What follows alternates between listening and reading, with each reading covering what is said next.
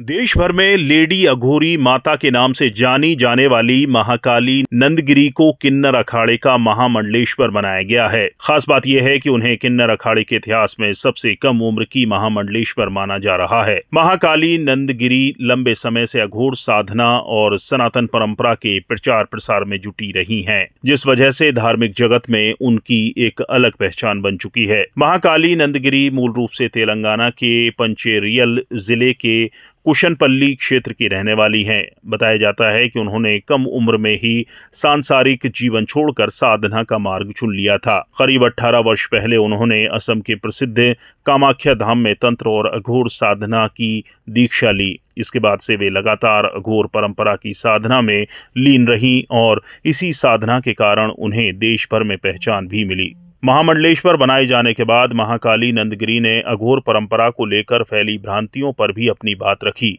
उनका कहना है कि अक्सर लोग अघोरी शब्द को गलत अर्थों में समझते हैं।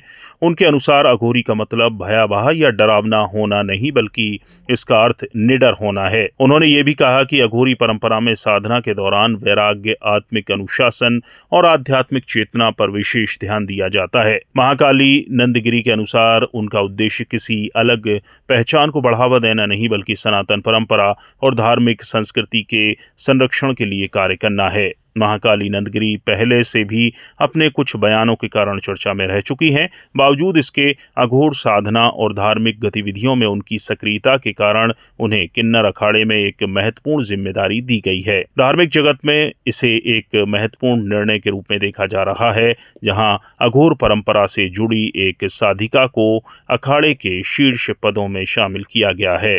ब्यूरो रिपोर्ट, चौथा खंबा।